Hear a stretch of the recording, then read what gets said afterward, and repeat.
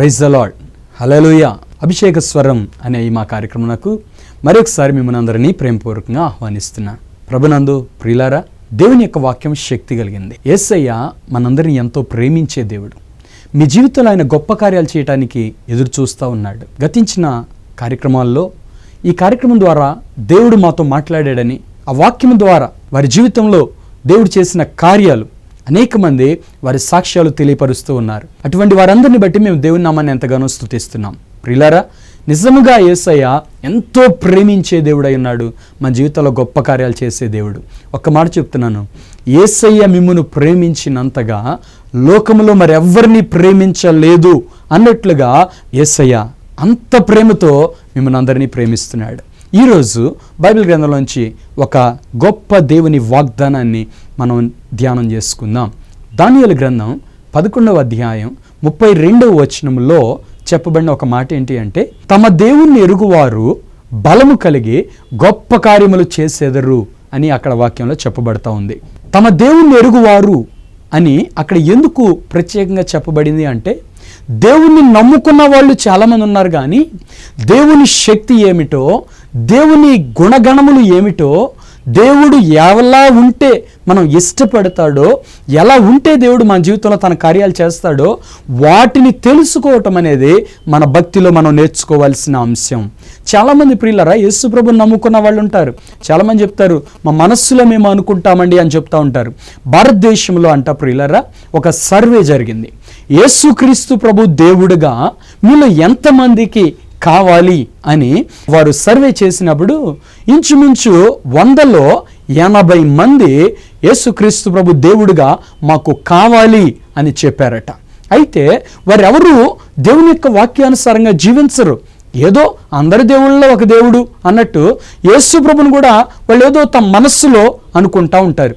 ఒక మాట చెప్తున్నాను, మన కొరకు రక్తము చిందించి దెబ్బలు తిని నొప్పి అనుభవించి ప్రాణం పెట్టిన దేవుడు, అలాగే మన కొరకు ఏ త్యాగము చేయని ఇతర దేవుళ్ళు ఎలా సమానం అవుతారు ప్రియులారా? లోక పాపములను మోసుకొని పోయిన దేవుని గొర్రెపిల్ల యేసుక్రీస్తు. ఆయనలో ఒక ప్రత్యేకత ఉంది. ఆయన మానవులందరి పాప పరిహారార్థమై ఆయన బలియాగమైపోయాడు. ఆయనలో ఏ పాపము లేదు, కానీ భూమి మీద ఇప్పటి వరకు ఏ మనిషి పొందనన్ని దెబ్బలు, ఏ మనిషి అనుభవించినంత చిత్రహింసలు ఎవరు చేయలేనటువంటి త్యాగం యేసుక్రీస్తు ప్రభువారు నీ కొరకు నా కొరకు ఆయన చేశారు. మరి అంత త్యాగం చేసిన దేవుడు, అలాగే ఏ త్యాగము చేయని మిగిలిన వారు ఎలా సమానులైపోతారు ప్రియులారా? లేదు, యేసయ్య ఒక ప్రత్యేకమైన దేవుడు. ఆయనను తెలుసుకోవటమే మన భక్తి. మన భక్తి ఏంటి అంటే, చర్చికి ఎందుకు వెళుతున్నాం, వారం ఎందుకు దేవుని యొక్క వాక్యం వింటున్నాం, రోజు ఎందుకు ప్రార్థన చేసుకుంటున్నాం అంటే, మనము దేవునిని తెలుసుకోవటానికి అలాగూ వెతుకుతా ఉన్నాం ప్రియులారా. నేను దేవుని స్వరం వినాలి అనే ఒక పట్టుదలతో, ఒక వాంఛతో 1 సంవత్సరం పాటు రోజు దేవుని దగ్గర కన్నీరు కార్చి ప్రార్థన చేసేవాడిని. ప్రభువా, నీ స్వరం వినాలి, నీవు నాతో మాట్లాడండి ప్రభువా అని నేను దేవుని దగ్గర ప్రార్థన చేస్తూ ఉండేవాడిని. 1 సంవత్సరం తర్వాత నేను దేవుని స్వరం విన్నానండి. నేను దేవుణ్ణి నమ్ముకున్నప్పుడు దేవుని నేను తెలుసుకోవాలి అంటే, దేవుడు నాతో స్వరము ద్వారా మాట్లాడాలి అని నేను వెతికాను. దేవుడు సజీవుడు, ఆయనకు మరణం లేదు. బ్రతికున్న మనం మాట్లాడుతున్నాం, దేవుడు ఎందుకు మాట్లాడాడు? ఆ సవాలు నా హృదయంలో పుట్టింది. అవును, దేవుడు మాట్లాడితే దేవుని స్వరం నేను వినాలి. బైబిల్ గ్రంథం చెప్తుంది, నేను మీకు తండ్రినై ఉందును అని దేవుడు చెప్తున్నాడు. ఆయన నా తండ్రి అయితే ఆయన స్వరం నేను ఎందుకు వినను? దేవుడు తన కుమారుడితో ఎందుకు మాట్లాడాడు? ఆయన తండ్రి కాబట్టి, నేను ఆయన బిడ్డను కాబట్టి ఆయనతో మాట్లాడాలి అని నేను దేవుణ్ణి అలాగూ వెతికాను ప్రియులారా. నేను దేవుణ్ణి అలాగూ తెలుసుకున్నాను కాబట్టి దేవుని స్వరం నేను వినగలిగాను. చాలామంది అంటారు, దేవుడు మాట్లాడడు అంటారు, దేవుడు స్వస్థతలు చేయడు అంటారు. వాళ్ళు అలాగూ అనుకుంటున్నారు కాబట్టి వాళ్ళ జీవితంలో దేవుడు మాట్లాడడు, వాళ్ళ జీవితంలో స్వస్థత కార్యాలు జరగవు. అయితే నమ్మిన ప్రతి ఒక్కరి జీవితంలో దేవుడు గొప్ప కార్యాలు చేసే దేవుడు. ఈ వాక్యంలో చెప్పబడుతుంది, తమ దేవుణ్ణి ఎరిగిన వారు అంటే దేవుడు ఎలాంటి వాడో తెలుసుకున్న వ్యక్తులే ఆ ఫలాన్ని అనుభవిస్తారు. నువ్వు దేవుని గురించి తెలియకపోతే దేవుని యొక్క ఏ మేలు నువ్వు పొందలేవు. ప్రియులారా, బైబిల్ గ్రంథం మనం గమనిస్తే దేవుడు అనేకమైన వాగ్దానాలు చేశాడు. ప్రతి వాగ్దానం వెనుక దేవుడు ఒక నిబంధన పెడతాడు. నువ్వు ఇలా చేస్తే నేను ఇలా చేస్తాను అని చెప్తాడు. ఇప్పుడు నీకు వాగ్దానం తెలుసుకొని దేవుడు నన్ను ఆశీర్వదించాలని కోరుకొని ఆశీర్వదించటానికి దేవుడు ఏం చేయమన్నాడో నువ్వు చేయకపోతే నువ్వు ఎలాగూ ఆశీర్వాదాన్ని పొందుతావు? నువ్వు దేవుని తెలుసుకోవటం అంటే ఏంటి అంటే ఇలా పరిపూర్ణంగా దేవుని మార్గం తెలుసుకోవటం. ప్రియులారా, దేవుడు ఉన్నాడు వాస్తవం. దేవుడు ఎవరో తెలియాలి, దేవుని మార్గం ఏంటో తెలియాలి, దేవుని ఇష్టం ఏంటో తెలియాలి, దేవుని మనస్సుకు కష్టం ఏంటో తెలియాలి, దేవుడు ఏది కోరుకుంటున్నాడో తెలియాలి, దేవుడు ఏది అసహించుకుంటున్నాడో తెలియాలి. అదేనండి భక్తి. అందుకే వారం వారం దైవజనులు మందిరంలో దేవుని యొక్క వాక్యాన్ని మనకు ప్రకటిస్తూ ఉన్నారు. ఈ వాక్యం వింటున్నప్పుడు మనం ఏం నేర్చుకుంటున్నామంటే దేవునికి ఏది ఇష్టం, ఏది దేవునికి అసహ్యం, దేవుడు ఏది మనం చేయాలని కోరుకుంటున్నాడు, ఏది మనం చేయకుండా ఉండాలని దేవుడు కోరుకుంటున్నాడు. ఈ విషయాలన్నీ తెలుసుకొని ఆ వాక్యానుసారంగా మనం జీవించినప్పుడు మనం దేవుని సంతోషపెట్టే వారం అయిపోతాం. తద్వారా దేవుని కార్యాలు మన జీవితంలో మనం అనుభవించగలుగుతాం. కొంతమంది ఒక మాట చెప్తూ ఉంటారు, ఏమండి మనం దేవుని ఏమీ అడగవలసిన అవసరం లేదు, ప్రార్థన చేయవలసిన అవసరం లేదు, మనం అడగక మునిపే మన ఎన్ని దేవునికి తెలుసు అని కొంతమంది చెప్తూ ఉంటారు. ఒక మాట చెప్తున్నాను ప్రియులారా, బైబిల్ గ్రంథాన్ని మీరు ప్రారంభం నుంచి చివరి వరకు ప్రతి భక్తుని జీవితాన్ని మీరు గమనించండి. వాళ్ళ జీవితంలో మీరు చూసేది ఏంటో తెలిసిన వారి ప్రార్థనా జీవితం. వారు దేవుని కొరకు వెతికారు ప్రియులారా, దేవుని తెలుసుకోవాలని దేవుని వారు వెతికారు. ప్రార్థనలో వారి ప్రార్థనా జీవితాన్ని బట్టి గొప్ప గొప్ప కార్యాలు బైబిల్లో భక్తులు అనుభవించారు. అందుకే ఇక్కడ దేవుడు చెప్తున్నాడు, తమ దేవుణ్ణి ఎరిగేవారు బలము కలిగి గొప్ప కార్యములు చేస్తారు అని చెప్తున్నాడు. చూస్తారు కాదు, చేస్తారు అని చెప్తున్నాడు. అవును ప్రియులారా, దేవుడు ఎవరో మనకు తెలియాలి, దేవుడు మనల్ని ఎంత ప్రేమిస్తున్నాడో మనకు తెలియాలి, దేవుడు మన జీవితంలో ఏ కార్యాలు చేయడానికి ఇష్టపడుతున్నాడో అవి మనకి తెలియాలి ప్రియులారా. అవి తెలిసినప్పుడు వాటిని మనం పొందుకోగలుగుతాం. దేవుని యొక్క వాక్యం మనకు సరిగా తెలియలేదనుకోండి, దేవుడు మన జీవితంలో చేస్తానని చెప్పిన ఆశీర్వాదాలు మనకు తెలియవు, ఆశీర్వాదాలు పోగొట్టుకుంటున్నామేమో. యేసయ్య రక్తం ద్వారా వచ్చే ఆశీర్వాదాలు ఎన్ని, దేవుని యొక్క వాక్యం చదివితే వచ్చే ఆశీర్వాదాలు ఎన్ని, ప్రార్థన చేస్తే వచ్చే ఆశీర్వాదాలు ఎన్ని, అవన్నీ కూడా ప్రార్థన చేయకపోతే, వాక్యం వినకపోతే ఇవన్నీ కూడా మనం పోగొట్టుకుంటాం ప్రియులారా. దారి తెలియలేదనుకోండి, ఎలా ఒక వ్యక్తి ప్రయాణం చేయగలుగుతాడు? ఇప్పుడు హైదరాబాద్ నుంచి గుంటూరు వెళ్ళాలి అంటే ఏ దారిలో వెళ్ళాలో తెలియాలా? దారి తెలియకపోతే నువ్వు దారి తప్పిపోతావు, ఎటు పోతావో తెలియదు, నువ్వు అనుకున్న గమ్యస్థానం నువ్వు చేరలేవు. అందుకే ప్రియులారా, చాలామంది వ్యక్తుల జీవితాల్లో సంతోషంతో సమాధానంతో జీవించాలని ఉంటుంది, ఆ సంతోషం వారి జీవితాల్లో ఉండదు.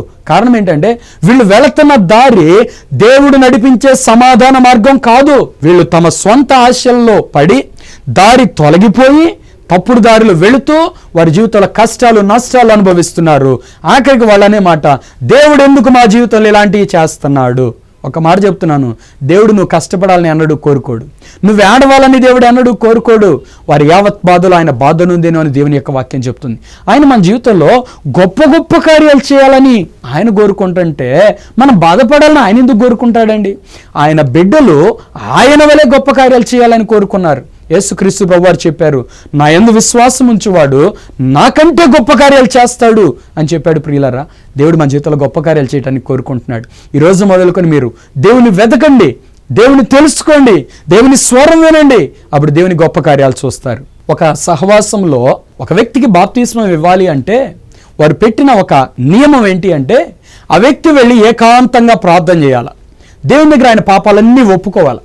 ఆయన పాపాలన్నీ ఒప్పుకున్న తర్వాత దేవునికి ఈయనకి మధ్యలో ఉన్న అడ్డుగోడ మొత్తం పడగొట్టుకున్న తర్వాత దేవుడు ఈ వ్యక్తితో మాట్లాడతాడు. దేవుడు ఈ వ్యక్తితో మాట్లాడిన తర్వాత ఈ వ్యక్తి బాప్తిస్మం పొందాలి అని ఆ సహవాసంలో ఆ నియమం పెట్టారు. వాస్తవానికి అది ఒక మంచి సదుద్దేశమే అని నేను అనుకుంటున్నాను. ఎందుకంటే దేవుడు మాట్లాడేంత లోతైన భక్తి, దేవునికి ఇష్టం లేనివన్నీ తొలగించుకొని దేవుని స్వరం వినేంతగా ఒక వ్యక్తి పశ్చాత్తాపడితే ఆ వ్యక్తి తన జీవితంలో ఎన్నడూ పడిపోడండి, ఏ పాపంలో పడడు, ఏ శోధనలో పడడు. ఈ రోజుల్లో చాలామంది మేము దేవుణ్ణి నమ్ముకుంటున్నాం, యేసుప్రభువు మా కోసం మరణించాడు అని చెప్పి వస్తున్నారు, బాప్తిస్మం తీసుకుంటున్నారు, కానీ లోతైన భక్తి లేదు. లోతైన ప్రార్థన జీవితం లేదు. కొంతమంది సంవత్సరాల నుండి దేవుని మందిరానికి వస్తున్నారు, ప్రార్థన చేయమంటే రాదు. వాళ్ళనే మీరు కదిలించి మాటలు చెప్పమనండి, ముచ్చట చెప్పమనండి, ఎన్ని గంటలైనా చెప్తారు. అంటే నీకు మనుష్యులతో మాట్లాడటం తెలుసు కానీ దేవునితో మాట్లాడటం అనేది నీకు తెలియదు. నీవు దేవునిని తెలుసుకోనని వ్యక్తివి అని నేను చెప్తున్నాను. తమ దేవుణ్ణి ఎరిగిన వారు బలము కలిగి ఉంటారు. ఇది స్పిరిచువల్ స్ట్రెంగ్త్. ప్రార్థన చేయుటకు ఒక శక్తి, వాక్యం చదువుటకు ఒక శక్తి, ఆత్మలో నిలవబట్టుకు ఒక శక్తి, పరిశుద్ధ జీవితం జీవించటకు ఒక శక్తి కావాలి. ఇది ఎక్కడి నుంచి వస్తుంది అంటే దేవుని గురించి తెలుసుకున్నప్పుడు మాత్రమే మనకు వస్తుంది. అందరూ ప్రార్థన చేయలేరండి, అందరూ వాక్యం చదవలేరు ప్రియులారా. ప్రార్థన చేయాలంటే ఒక శక్తి కావాలి. నీ ఆత్మలో రావాలి ఆ శక్తి. నువ్వు మారు మనస్సు పొందినప్పుడు దేవుని జీవం నీలోనికి వచ్చి అప్పుడు నీకు ఆ శక్తిని ఇస్తుంది. అప్పుడు మాత్రమే నువ్వు ప్రార్థన చేయగలుగుతావు.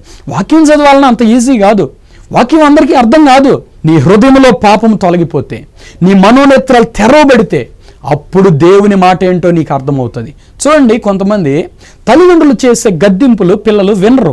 ఎందుకంటే వీళ్ళ ఆశ వేరే దాని మీద. అప్పుడు తల్లిదండ్రులు ఎంత గద్దించినా వినరు, వీళ్ళు దానికే వెళ్ళాలని కోరుకుంటారు. ఆఖరికి ఆ మార్గంలో వెళ్ళిపోయి నష్టపోయి దెబ్బలు తిన్న తర్వాత అప్పుడు ఏడుస్తారు, అయ్యో మా అమ్మ నాన్న మాట విన్నట్టయితే బాగుండేది. ఇప్పుడు ఈ పిల్లలకి తల్లిదండ్రి చెప్పిన గద్దింపు ఎందుకు అర్థం కాలేదంటే వీళ్ళ కన్నులు మూయబడ్డాయి, వీళ్ళ మనోనేత్రాలు మూయబడ్డాయి. వీళ్ళకి అర్థం చేసుకునే జ్ఞానం లేదు. ఇప్పుడు వీళ్ళు ఆ పాపం మీదనే ఆశతో వెళ్తున్నారు. కాబట్టి వీళ్ళు దెబ్బతిన్నా దాకా వీళ్ళకి గద్దింపు అనేది తెలియదు, అదంటే అసహ్యం. ప్రియులారా, దెబ్బతిన్న ప్రతి వ్యక్తిని మీరు అడగండి, గద్దించిన వారిని తను ఎంతో ప్రేమిస్తాడు, ఆ వారిని చూసి ఎంతో మెచ్చుకుంటూ ఉంటాడు. ఆ రోజులు వాళ్ళు నన్ను ప్రేమించి నాకు చెప్పారు, నేను వినలేకపోయానని పశ్చాత్తాపడుతుంటారు. అలాగే ప్రియులారా, దేవుని యొక్క వాక్యం కూడా కొన్ని చోట్ల చాలా కఠినంగా మనతో మాట్లాడుతుంది. కొంతమంది అంటారు, మరీ ఇంత ఖచ్చితంగా అయితే ఎలా ఉంటారండి అంటుంటారు. కానీ దేవుని వాక్యం చెప్పినట్లు నువ్వు చేయటం ప్రారంభిస్తే నువ్వు శక్తి కలిగిన వ్యక్తివి అవుతావు, బలము కలిగిన వ్యక్తివి అయిపోతావు. బైబిల్ చెప్తుంది, నీతిమంతుడి ప్రార్థన అంట బలము కలిగిన ప్రార్థన అట. అంటే నీ పాపములన్నీ నువ్వు విడిచిపెట్టి దేవుడెవరో తెలుసుకొని దేవుని వాక్యంలో నడుచుకోవడానికి ఇష్టపడి నువ్వు ప్రార్థన చేయడం ప్రారంభిస్తే ఆ ప్రార్థన బలమైన ప్రార్థన అట. యాకోబు రాసిన పత్రిక 5వ అధ్యాయం 16వ వచనంలో చెప్పబడుతోంది, నీతిమంతుని విజ్ఞాపన మనఃపూర్వకమైనదై బహు బలము గలదై ఉండును అని చెప్పబడుతుంది. ఇటువంటి వ్యక్తి ప్రార్థన చేస్తే ఏ కార్యమైనా జరుగుతుందండి. ఆ వ్యక్తి జీవితంలోనూ జరుగుతుంది, ఇతరుల జీవితాల్లో కూడా జరుగుతుంది. బైబిల్లో ప్రార్థనకు జవాబు పొందలేకపోవటానికి గల ఒక కారణం బైబిల్లో వ్రాయబడిందండి. యెషయా గ్రంథం 59వ అధ్యాయం 2వ వచనంలో దేవుని యొక్క వాక్యం చెప్తుంది, మీ పాపమును దేవుని ముఖమును మీకు మరుగుపరిచెను గనుక ఆయన ఆలకింపుకున్నాడు అని చెప్తున్నాడు. అంటే దేవునికి నీకు మధ్యలో అడ్డుండేది ఏంటంటే పాపం. ఈ పాపాన్ని ఎప్పుడైతే నువ్వు తొలగించుకుంటావో అప్పుడు దేవుని యొక్క జీవం నీలోనికి రావడం ప్రారంభిస్తుంది. నువ్వు బలం పొందడం ప్రారంభిస్తావు, శక్తి కలిగిన వ్యక్తిగా మారడం ప్రారంభిస్తావు. ఇక దేవుని కార్యాలు నీ జీవితంలో వెంటనే జరగటం నువ్వు చూడగలుగుతావు. ప్రియులారా, నీతిమంతుడు అని ఇక్కడ ప్రభు చెప్తున్నది ఎవరి గురించి అంటే ఆ నీతిమంతుడు మారు మనసు పొందినవాడు, రక్షణ పొందినవాడు, బాప్తిసం పొందినవాడు. కొంతమంది అనుకుంటారు, ఇప్పుడే ఇంత వద్దండి భక్తి మనకి, ఏదో చర్చికి వెళ్తా ఉందాం వస్తా ఉందాం, ఎప్పుడు ముసలోళ్ళు అయ్యాక బాప్తిసం తీసుకుందాం అనుకొని చాలామంది అనుకుంటా ఉంటారు. ఒక మాట చెప్తున్నాను, ఏ దినం ఏమి సంభవించునో నీకు తెలియదు, నీ మరణం ఎప్పుడు వస్తుందో నీకు తెలియదు, మీ జీవం ఏ పాటిది అని దేవుని యొక్క వాక్యం చెప్తుంది. దేవుడిచ్చిన ఆయుష్ దినాల్లోనే నువ్వు ప్రభుని తెలుసుకోవాలి, దేవుడిచ్చిన క్షేమకాలంలోనే నువ్వు ప్రభుని నమ్ముకోవాలి. నువ్వు దాన్ని పోగొట్టుకుంటే మరల అవకాశం దొరకదేమో. ఏశావు తన అవకాశాన్ని సమయాన్ని పోగొట్టుకుని తర్వాత కన్నీళ్లు విడిచి బ్రతిమలాడుకున్నాడట, అవకాశం దొరకలేదు, విసర్జింపబడ్డాడు. ప్రియుడా, నీ జీవితం కూడా అలా అవుతుందేమో, జాగ్రత్త. దేవుడు నిన్ను దర్శిస్తున్న సమయంలోనే మారు మనసు పొందు. నువ్వు బలం పొందే వ్యక్తిగా ఉండాలి. ఏదో అప్పటికప్పుడు నేను దేవుని నమ్ముకుంటానంటావేంటి? దేవుని గురించి ఏం తెలియకుండా నువ్వు ఎలా దేవుని రాజ్యంలో ఉండగలుగుతావు? దేవుని రాజ్యం చేరాలి అంటే దేవుని రాజ్యంలో ఉన్న చట్టాలు నియమాలు నీకు తెలియాలి. అవి తెలుసుకోకుండా వాటి ప్రకారం నువ్వు జీవించకుండా నువ్వు దేవుని రాజ్యంలో చేరలేవు. ఈ దేవుని యొక్క వాక్యం దేవుడు మనకి ఎందుకు ఇచ్చాడు అంటే ప్రియులారా, ఈ వాక్యాన్ని చదివి వాక్యానుసారంగా మనం జీవించి ఏది దేవునికి ఇష్టం, ఏది దేవునికి అసహ్యం అవి మనం తెలుసుకొని దేవునికి అసహ్యమైనవన్నీ తొలగించుకొని దేవునికి ఇష్టమైనవన్నీ చేస్తూ మన ఆత్మీయ జీవితాన్ని కట్టుకుంటే అప్పుడు మనం పరలోక రాజ్యం చేరతామండి. అలా కాకుండా నేను యేసు ప్రభువుని నమ్ముకున్నానంటే ఏ ప్రయోజనం ఉండదు ప్రియుడా. తమ దేవుని ఎరుగువారు బలం కలిగి గొప్ప కార్యాలు చేస్తారని దేవుని వాక్యం చెప్తుంది. మరి నువ్వు ప్రభువుని నమ్ముకొని ఎంతకాలం అయింది ఇప్పటికీ? మరి నీ జీవితంలో ఎటువంటి గొప్ప కార్యాలు నువ్వు అనుభవించావు? నువ్వెన్ని పొందుకున్నావు? నీ ద్వారా ఎన్ని చేసావు? చాలా జరిగినాయండి ఒకప్పుడు అని చెప్పేవాళ్ళు కొంతమంది ఉంటారు. మరి ఇప్పుడేమైంది అంటే నువ్వు బలహీనపడ్డావా? తగ్గిపోయావా? ప్రార్థన తగ్గిపోయిందా? పరిశుద్ధత తగ్గిపోయిందా? పాపం నీ హృదయంలో పెరిగిందా? ఇస్సాకు బావులు తవ్వుతుంటే ఫిలిస్తీన్లు వచ్చి మన్ను వేసి పూడ్చి వేస్తున్నారు. నీ జీవితం కూడా అలాగే అయిపోయిందా? ఏ పాపం నీ హృదయాన్ని పూడుస్తుందో నీ హృదయంలో జీవజలం ఊబకాలి. ఆ జీవజలం ఊబకుండా, దేవుని జీవం ఊబకకుండా ఏ పాపము దాన్ని ఆటంకపరుస్తుందో దాన్ని పీకివేయి. దేవుని శక్తిని అనుభవిస్తావు, గొప్ప కార్యాలు చూస్తావు. బైబిల్ గ్రంథం శ్రేష్టమైన మాట చెప్తుంది, దేవుని తెలుసుకుంటే కాదు, దేవుని గురించి తెలుసుకుంటే గొప్ప కార్యాలు జరుగుతాయి. ఏదో యేసు ప్రభుని నమ్ముకున్నానండి అంటే కాదు, నువ్వు యేసు ప్రభుని గురించి తెలుసుకో, వాక్యానుసారంగా జీవించడం ప్రారంభించు, దేవుని యొక్క గొప్ప కార్యాలని జీవితంలో నువ్వు అనుభవిస్తావు. ప్రియులారా, బైబిల్లో ఇలాగూ దేవుని కొరకు నిలవబడి గొప్ప కార్యాలు చేసిన వ్యక్తులు ఎవరైనా ఉన్నారా అని గమనిస్తుంటే, ఇదే యాకోబు పత్రికలోనే 5వ అధ్యాయం 17వ వచనంలో చక్కని మాట రాయబడుతుంది. ఏలియా మన వంటి స్వభావం గల మనుష్యుడే, వర్షింపకుండానట్లు అతడు ఆసక్తితో ప్రార్థన చేయగా 3.5 సంవత్సరముల వరకు భూమి మీద వర్షింపలేదు. ప్రియులరా, ఏలియా మనలాంటి మనుష్యుడే అని యాకోబు ఎందుకు చెప్తున్నాడు ఇక్కడ అంటే, మనలాంటి భక్తి ఏలియా కూడా చేసింది, కానీ ఆయన భక్తి విధానం వేరు, ఆయన ప్రార్థనా విధానం వేరు. కొండల్లో ఎప్పుడు ప్రార్థనలో ఉండేవాడండి ఏలియా. ఇటీవల కాలంలో నేను కూడా కొంతమంది దేవుని సేవకుల గురించి వింటున్నాను. వారు ఎక్కువగా దేవునితో ప్రార్థనలో ఉంటున్నారు. అందుకే వారి జీవితంలో దేవుడు గొప్ప కార్యాలు జరిగిస్తున్నారు, వారి ద్వారాను దేవుడు గొప్ప కార్యాలు జరిగిస్తున్నారు. అవును ప్రియులారా, దేవుని కార్యాలని జీవితంలో అనుభవించాలని ఆశ నీకుంటే నువ్వు ఎక్కువ ప్రార్థన చేయి, ఎక్కువ ప్రార్థన చేయి. దేవుని సన్నిధిలో పోరాడు. నువ్వు దేవుని సన్నిధిలో ఎంతసేపు అయితే నువ్వు గడపగలుగుతావో అంతగా చీకటి శక్తుల మీద నువ్వు జయం పొందగలుగుతావు, అంతగా నీకు ఎదురయ్యే ఆటంకముల మీద నువ్వు జయం పొందగలుగుతావు. దేవుని సన్నిధిని వెతికిన వ్యక్తి శక్తితో నింపబడతాడు. ఏలియా మనలాంటి స్వభావం గల మనుష్యుడే, కానీ ఆయన ప్రార్థన చేస్తే 3.5 సంవత్సరాల పాటు వర్షం పడలేదట. మొదటి రాజుల గ్రంథం 17వ అధ్యాయం 1వ వచనం మనం చూస్తే, ఒకరోజు ఏలియా రాజుగారి దగ్గరికి వెళ్ళి నిలబడ్డాడు. నిలబడి ఆయన చెప్తున్నాడు, ఎవని సన్నిధిని నేను నిలవబడి ఉన్నానో ఆ యెహోవా జీవముతోడు, ఇక మీదట భూమి మీద వర్షమైన మంచైనా కురవదు అని మాట్లాడతాడు. రాజుగా ఎదుట నిలబడి మాట్లాడాలంటే ఎంత ధైర్యం కావాలి. ఏలియా భక్తి ధైర్యాన్ని పుట్టించే భక్తి. కారణం పరిశుద్ధత. ఆ భక్తిలో శక్తి ఉంది, దాన్ని అనుభవిస్తున్నాడు ఏలియా. ఇప్పుడు అంటున్నాడు, ఎవని సన్నిధిని నేను నిలబడి ఉన్నానో. ఏలియా అక్కడిక్కడ నిలబడే వ్యక్తి కాదు, దేవుని సన్నిధిలో నిలబడే వ్యక్తి. ప్రియుడా, నువ్వు ఎక్కడ నిలబడటానికి ఇష్టపడే వ్యక్తివి? దేవుని సన్నిధిలో ఎంతసేపు నిలబడే వ్యక్తివి? కొంతమంది ప్రార్థన 2 నిమిషాలు లేక 5 నిమిషాలు, పడుకోగానే ముందు ఒక 2 నిమిషాలు, ఉదయం లేవగానే ఒక 2 నిమిషాలు, ఇదే కొంతమంది ప్రార్థన. ఈ వ్యక్తి దేవుని సన్నిధిలో నిలబడే వ్యక్తి కాదు. ఈ వ్యక్తి మనుష్యుల దగ్గర నిలబడేవాడు, లోకాన్ని వెతికేవాడు. అందుకే ఈయన మనసు నిండా టెన్షన్స్, ఈయన హృదయంలో సమాధానం ఉండదు, ఈయన తలంపుల నిండా ఈ ఆలోచనలు ఇవన్నీ నింపబడతాయి.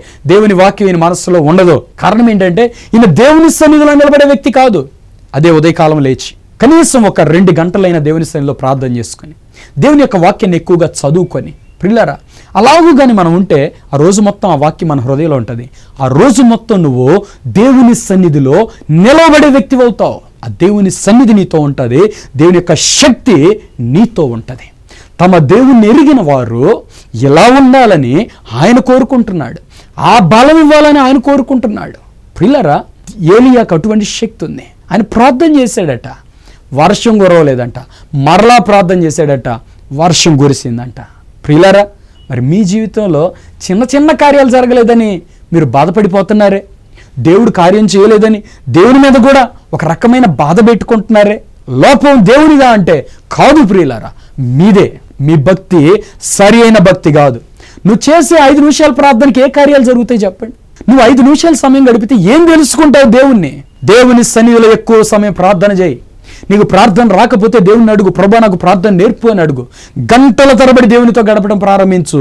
అప్పుడు దేవుడు ఏమై ఉన్నాడో నువ్వు తెలుసుకోగలుగుతావు. ఎక్కువ సమయం వాక్యం చదవటం ప్రారంభించు, దేవుడు ఏమై ఉన్నాడో నువ్వు తెలుసుకోగలుగుతావు. అంతేకాదు దేవుని యొక్క శక్తి నీ మీదకి దిగి రావటం ప్రారంభిస్తుంది. అవును ప్రియులారా, ఈ దేవుని యొక్క వాక్యం ఎంతో శక్తి కలిగిందండి. ఆయన తన మాట చేత సృష్టిని సృష్టించాడు. అదే మాట వాక్య రూపంలో దేవుడు మనకి ఇచ్చాడు. నువ్వు రోజు గంటల తరబడి దేవుని యొక్క వాక్యాన్ని చదువు, ఎంత దీవించబడతావో నీ కన్నులారా నువ్వు చూస్తావు. దేవుని యొక్క వాగ్దానములు ఏది తప్పిపోదు ప్రియులారా. ఆకాశం భూమి అయినా గతించును కానీ పోళ్ళైనా సున్నైనా తప్పిపోదని దేవుని యొక్క వాక్యం చెప్తుంది. ఏలియా మనలాంటి మనుషుడే, కానీ శక్తి కలిగిన కార్యాలు ఎలా చేయగలిగాడు, రోషము కలిగిన ప్రవక్తగా ఎలా నిలబడ్డాడు. ఈయన దేవుని సన్నిధిలో నిలబడే వ్యక్తి. నువ్వు దేవుని నమ్ముకున్నావు కదా, మరి నీ జీవితంలో శక్తి ఉందా? నీ భక్తిలో శక్తి ఉందా? నీ కార్యములో దేవుడు చేయటం నువ్వు చూడగలుగుతున్నావా? ప్రియులారా, దేవుని బిడ్డలు అంతకంతకు హెచ్చించబడాలని దేవుడు కోరుకుంటున్నాడు. దేవుని బిడ్డలు అంతకంతకు బలాభివృద్ధి పొందాలని దేవుడు కోరుకుంటున్నాడు. దావీదు గురించి ఒక చక్కని మాట బైబిల్లో రాయబడుతుంది. 1 సమూయేలు గ్రంథం 17వ అధ్యాయం 50వ వచనంలో చెప్పబడుతుంది, దావీదు ఫిలిష్తీయుని కంటే బలాఢ్యుడై అని అక్కడ రాయబడుతుంది. ఆ ఫిలిష్తీయుడు ఎవరు? గొలియాతు, 6 మూరల జానెడు గొలియాతు. ఆయన చాలా పెద్దోడు. ఆయన చేతిలో అన్ని ఆయుధాలు ఉన్నాయి. దావీదు చేతిలో ఏమీ లేవు. దావీదు ఎవరిని కలిగి ఉన్నా అంటే దేవుని కలిగి ఉన్నాడు. అందుకే దావీదు అంటాడు, యెహోవా నా బలమా అంటాడు దావీదు. దావీదుకి దేవుడు ఉన్నాడు చాలు. దేవుని వెతుకుతాడు. రోజులో 7 సార్లు ప్రార్థన చేసేవాడట. రాజైనా కూడా ఆయన ప్రార్థనా జీవితాన్ని మానలేదండి దావీదు. ఆయన ప్రార్థనా జీవితం ఆయన ఎంత ఉన్నతమైన మెట్టుకు లేవనెత్తింది. ఈ రోజుల్లో చాలామంది కొత్తగా దేవుని సేవకు వచ్చిన వాళ్ళు ప్రియులారా, ఎప్పుడో ముందు సేవ చేసిన కొంతమంది పెద్ద పెద్ద సేవకులను ఊహించుకొని వాళ్ళలాగా వాక్యం చెప్పాలని ప్రయత్నాలు చేస్తూ ఉంటారు. వాళ్ళలాగా ఏదో చేయాలని ప్రయత్నం చేస్తూ ఉంటారు. కానీ వాళ్ళలాంటి ప్రార్థన చేయగలుగుతున్నామా? వాళ్ళలాగా దేవునిని వెతకగలుగుతున్నామా? వాళ్ళలాగా దేవుని సంతోషపెట్టే క్రియలు మన జీవితంలో ఉన్నాయా? విత్తనం లేకపోతే పంట రాదు ప్రియుడా. ఎవరికో దేవుడు కార్యాలు చేశాడని నువ్వు అనుకుంటావు కాదు. నీ జీవితంలో దేవుడు కార్యాలు చేయాలి అంటే నువ్వు దేవునిని వెతకటం ప్రారంభించు. నీ పట్ల దేవుని చిత్తం ఏముందో ఆ మార్గంలో నిలబడు. అందరికంటే ఉన్నతమైన మెట్లో దేవుడు నిన్ను దీవిస్తాడు.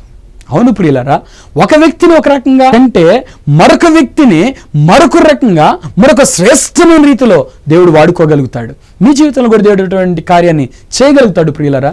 దేవుని ఆశతో వెతకండి, పట్టుదలతో వెతకండి, దప్పికతో వెతకండి. యేసు నాకు కావాలి అని వెతకండి. యేసు నేను తెలుసుకోవాలి అని వెతకండి. ఏదో దేవుని నమ్ముకున్నాను, దేవుడు కార్యం చేస్తాడని నమ్ముతున్నాను అని ఈ గుడ్డి విశ్వాసాన్ని వదిలిపెట్టండి. నీ ఇష్టం వచ్చినట్టు నువ్వు బ్రతుకుతా, దేవుడు నీ జీవితంలో ఎలా కార్యాలు చేస్తాడు, అసలు ఎందుకు నీ జీవితంలో చేయాలి? అవును ప్రియులారా, దేవుడు నీ జీవితంలో కార్యాలు చేయాలంటే నువ్వు దేవుని నామాన్ని మహిమపరిచే వ్యక్తివై ఉండాలి. కొంతమంది అనుకుంటారు, నేను దేవునికి డబ్బులు ఇస్తాను కదండి, మరి దేవుని నామాన్ని మహిమపరుస్తున్నాను. కాదు, నీ జీవితంతో నువ్వు దేవుని మహిమపరచాలి. నీ జీవితంలో నువ్వు పరిశుద్ధత కలిగి ఉండాలి. నీ నోటి మాటల్లో నువ్వు దేవుని బిడ్డగా సాక్ష్యం పొందాలి. నీ ప్రవర్తనలో దేవుని బిడ్డగా సాక్ష్యం పొందాలి. నువ్వు ఉన్న చోట దేవుని బిడ్డగా సాక్ష్యం పొందాలి. అలాంటి సాక్ష్య జీవితం నువ్వు జీవించగలిగితే బలమును పొందుతావు. గొప్ప కార్యాలు నీ ద్వారా దేవుడు చేస్తాడు. ప్రభు ఆ కార్యాలు చేయాలని కోరుకుంటున్నాడు. అందుకే ఈ కార్యక్రమం ద్వారా నీతో మాట్లాడుతున్నాడు. నీ జీవితంలో ఉన్న లోపాలన్నీ తొలగించేసి ఈరోజు మొదలుకొని ఎక్కువ సమయం ప్రార్థన చేయి, ఎక్కువ సమయం దేవుని యొక్క వాక్యం చదువు. ప్రియులరా, మన పాతకాలంలో దేవుని సేవకులు కానీ విశ్వాసులు కానీ వారి ప్రార్థనా జీవితం ఎలా ఉండేదంటే రాత్రి మోకరిస్తే తెల్లారిందాకా ప్రార్థన చేసేవారట. ఈ రోజుల్లో అటువంటి ప్రార్థన ఎంతమంది చేయగలుగుతున్నారండి? గంటల తరబడి దేవుని సన్నిధిలో గడిపేవారు ఏరి బిజీ బిజీ బిజీ అని ఆ పనులు ఈ పనులు చుట్టూ తిరుగుతున్నారే. దేవుని కంటే ఈ పనులు ఎక్కువ మీకు? దేవుని కంటే ఇవన్నీ నువ్వు ప్రేమించి దేవుని నుంచి కార్యాలు చేయమంటే ఎలా చేస్తాడు? ఈ రోజున భక్తి ఎలా ఉందంటే అర్జెంటుగా వీళ్ళు దేవుని దగ్గరికి వెళ్ళాలి, అర్జెంటుగా దేవుడు వీళ్ళకి కార్యాలు చేయాలి. లేదు ప్రియులారా, దేవుని మనం అలా వెతకూడదు. దేవుని హృదయంలో ఉన్న ప్రేమ నువ్వు ఆయనతో సహవాసం చేయాలని కోరుకుంటే నీ ఎదురు చూస్తుంది. నువ్వు గంట సేపైనా దేవుని సన్నిధిలో మోకరించుండాలని దేవుడు నిన్ను కోరుతున్నాడు. ఆయన మనస్సు నీ మీద ప్రేమతో వెతుకుతుంది. నువ్వేమో లోకాన్ని వెతుకుతున్నావు, లోకంలో నీ అవసరతలు దేవుని తీర్చమని దేవుని అడుగుతున్నావు. కానీ దేవుని మనస్సు ఏంటో ఒక్కరోజైనా ఆలోచించేవా? అసలు దేవుడు నిన్ను ప్రేమిస్తున్న సంగతి ఆలోచించేవా? దేవునికి దగ్గరగా నేను ఉండాలని ఒక్క రోజైనా నువ్వు ఆలోచించేవా? ప్రియులారా, దేవుని వెతుకుతాం, గొప్ప కార్యాలు మనం అప్పుడు చూడగలుగుతామండి. ఎక్కువ సమయం ప్రార్థన చేద్దాం, ఎక్కువ సమయం వాక్యం చదువుదాం, గొప్ప కార్యాలు మనం చూస్తాం. అటువంటి కృప దేవుడు మీకు అందరికీ దయచేయను గాక. ఇప్పుడే ప్రార్థన చేసుకుందాం. అందరూ ఒక్క నిమిషం తల వంచి కళ్ళు మూసుకోండి, ప్రార్థన చేద్దాం. ప్రేమగల తండ్రి, నీకు వందనాలు స్తోత్రాలు ప్రభువా. తమ దేవుని ఎరుగు వారు బలము కలిగి గొప్ప కార్యాలు చేస్తారని మీరు ఇచ్చిన ఈ వాగ్దానాన్ని బట్టి ప్రార్థన చేస్తున్నాను. యేసు నామములో ఈ కార్యక్రమం చూస్తున్న ప్రతి బిడ్డను మీరు బలపరచండి. ఎక్కువ సమయం ప్రార్థన చేసుకుంటకు, ఎక్కువ సమయం వాక్యం చదువుకుంటకు ఈ బిడ్డలు మీరు బలపరచమని ప్రార్థన చేస్తున్నాను. అటువంటి ఉన్నతమైన ఆధ్యాత్మిక శక్తితో నింపండి ప్రభా. శక్తి కలిగిన భక్తి చేయడానికి కృపద ఇచ్చేయండి. సవాలుకరమైన భక్తి చేయడానికి కృపద ఇచ్చేయండి. ఏలియా తన తరములో ఎలాగూ రోషము కలిగిన ప్రవక్తగా నిలబడ్డాడో, నీ కొరకు ఎలాగూ సాక్షిగా నిలబడ్డాడో, నీ నామానికి ఎంత మహిమ తెచ్చాడో, మా తరములో ప్రభువా మేము నిలబడి అటువంటి సాక్షి మొదట నీ కృపద ఇచ్చేయండి. నీ గొప్ప కార్యం జరిగించమని ప్రార్థన చేస్తున్నాను తండ్రి. నీకు వందనాలు, స్తోత్రాలు. ఈ కార్యక్రమం చూస్తున్న ప్రతి కుటుంబాన్ని ఆశీర్వదించండి. ప్రతి వ్యక్తిని మీరు ఆశీర్వదించండి ప్రభా. అనారోగ్యంతో బాధపడుతున్న ప్రతి బిడ్డను ముట్టండి ప్రభా. ఇప్పుడే నీ గాయపరచబడిన హస్తాన్ని చాపండి. యేసు నామములో స్వస్థపరచండి ప్రభా. ఇప్పుడే మీరు అద్భుతం జరిగించండి. మీ మహిమ గల కార్యం వీళ్ళ జీవితంలో జరిగించమని నీకే మహిమ ఘనత ప్రభావం చెల్లిస్తూ యేసు నామములో ప్రార్థిస్తున్నాను తండ్రి, ఆమేన్. ప్రియులారా, ఎక్కువ సమయం ప్రార్థన చేయండి, ఎక్కువ సమయం వాక్యం చదవండి. తద్వారా దేవుని గొప్ప కార్యాలు మీ జీవితంలో మీరు అనుభవిస్తారు. ఈ కార్యక్రమం ద్వారా మీరు ఆశీర్వదించబడినట్లయితే మీరు పొందిన మేళ్ళు, మీ ప్రార్థన అవసరతలు తప్పక మాకు తెలియపరచండి. అలాగే మీ కార్యక్రమం ద్వారా మీరు ఆత్మీయంగా బలపరచబడితే 1 లేక 2 కార్యక్రమాలు మీరు స్పాన్సర్ చేయమని నేను మిమ్మల్ని అందరినీ ఆహ్వానిస్తున్నాను. తద్వారా దేవుని రాజ్య వ్యాప్తిలో మీ వంతు పాలిభాగం మీరు పొందండి. ప్రియులారా, మీరు పొందిన మేలులు, మీ ప్రార్థన అవసరతలు తప్పక మాకు తెలియపరచండి. మేము మీ కొరకు ప్రార్థన చేస్తాం. దేవుడు మీ జీవితంలో గొప్ప కార్యాలు చేయడానికి కోరుకుంటూ ఉన్నారు. ఆయన మనందరినీ ఎంతో ప్రేమిస్తున్న దేవుడు, మీకు సమీపంగా ఉన్న దేవుడు, ఆయన మీకు దగ్గరగా ఉన్న దేవుడు మీ జీవితంలో గొప్ప కార్యాలు చేయాలని కోరుకుంటున్నాడు. ఈ కార్యక్రమం ద్వారా దేవుడు అందుకే మిమ్మల్ని దర్శించాడు. ఎక్కువ సమయం వాక్యం చదవండి ప్రియులారా, ఎక్కువ సమయం ప్రార్థన చేయండి. ఒక్క మాట చెప్తున్నాను, ఎక్కువ ప్రార్థన చేయకుండా ఎక్కువ వాక్యం నువ్వు చదవలేవు. ఎక్కువ వాక్యం చదవకుండా ఎక్కువ ప్రార్థన నువ్వు చేయలేవు.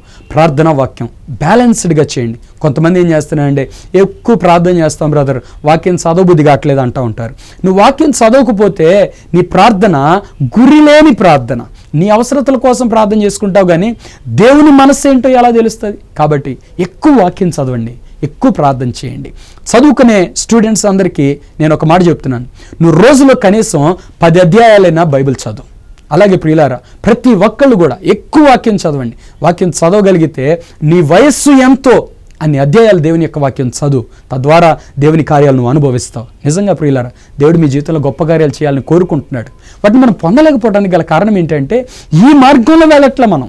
మనం ఏదో దేవుడిని అడిగి వెంటనే దేవుడు చేయాలని మనం కోరుకుంటున్నాం, అందుకే మనం పొందట్లేదు. కానీ మన జీవితంలో దేవుని వెతుకుదాం, తద్వారా దేవుడు గొప్ప కార్యాలు చేస్తాడు. మీ జీవితంలో దేవుడు గొప్ప కార్యాలు చేయడానికి కోరుకుంటూ ఉన్నాడు. కాబట్టి ప్రియులారా, ఎక్కువగా ప్రార్థన చేయండి, ఎక్కువగా వాక్యం చదవండి. ఏ రోజు ప్రార్థన మానద్దు, వాక్యం మానద్దు. దేవుడు మీ జీవితంలో గొప్ప కార్యాలు చేయబోతున్నాడు. అటువంటి కృప, మహాదేవుని యొక్క గొప్ప కృప మీకు అందరికీ తోడయుండి నడిపించును గాక. ఆమేన్. మీరు పొందిన మేళ్ళు, ఆత్మీయ అనుభవాలు మీరు తప్పక మాకు తెలియపరచండి. మమ్మల్ని సంప్రదించటకై మా చిరునామా pastor M. John Wesley, Abhishek Agni ministries, door number 3-94/1, Rajula Bazar, Edlapadu post and mandal, Guntur district. Pin number 522233.